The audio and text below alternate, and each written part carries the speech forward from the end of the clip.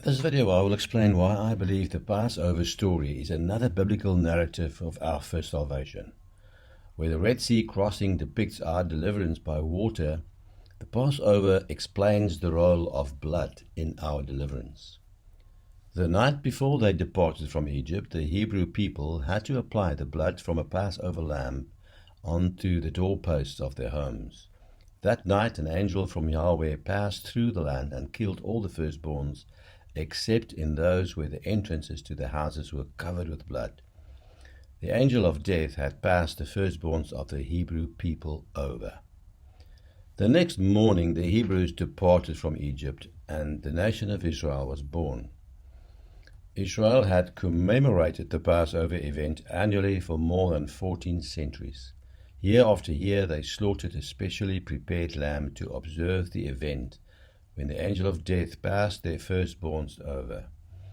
Approximately 1,500 years later, during one of these celebrations, Yeshua was crucified outside the gates of Jerusalem. He was to be the last Passover sacrifice, but the first human Passover lamb.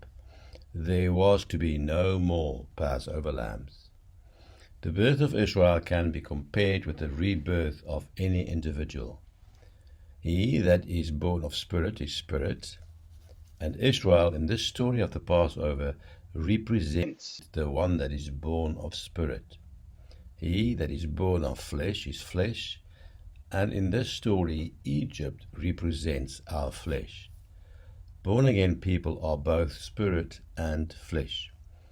With Israel in submission to the Egyptian Pharaoh and his military power, so is the spirit of the newly born in submission to a mind under the control of a carnal flesh. The mind's freedom is imperative to become receptive to divine morals. Like the sinner who died next to Yeshua, who realized his death was justified, so does the freedom of our minds necessitates the death of our flesh. During baptism, the blood of the Messiah is applied to the doorpost of our minds, so the angel of death can pass our spirits over, but kill the stronghold of our flesh on our minds and save us from carnality.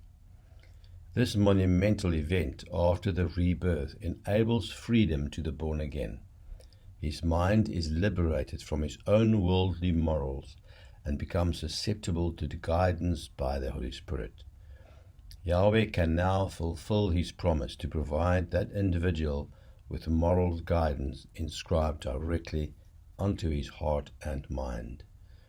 Believers continue to celebrate the Passover event annually. They do so as instructed by Yeshua in remembrance of him. And he took bread, gave thanks, brake it, and gave unto them, saying, This is my body which is given for you. This do in remembrance of me. I want to conclude this video by clarifying two misconceptions. The first is the heresy of salvation by baptism. In this and other videos, I clearly imply that salvation by baptism is important and scriptural, but the sad influence of this so-called heresy will preclude many from revisiting the truth of it. I wouldn't be surprised if some had stopped listening when they had heard my foregone testimony. Salvation by baptism is a watershed doctrine. Many people I know had been indoctrinated into believing that once you contemplate the heresy of salvation by baptism, there's no hope for you any longer. The argument is sometimes simply that water has no supernatural power, and how could anybody be tricked into believing that this simple act of obedience could possibly have anything more than just symbolic meaning?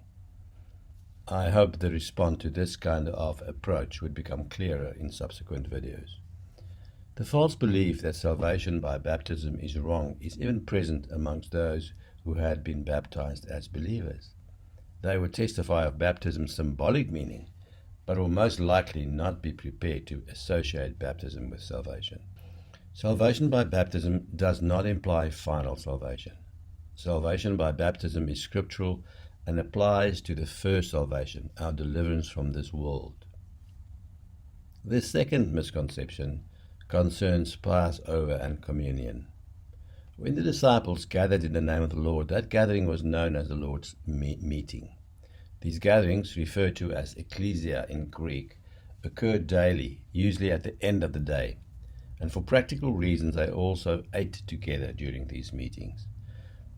The meal during the Lord's gathering became known as the Lord's Supper, so it was the Lord's Supper during the Lord's gathering. The Lord's Supper does not replace the Pesach. Why some think it may is because of Paul's reasoning to the Corinthians. He requested them to rather have their supper at home to avoid embarrassing the Lord by having the Lord's Supper inappropriately.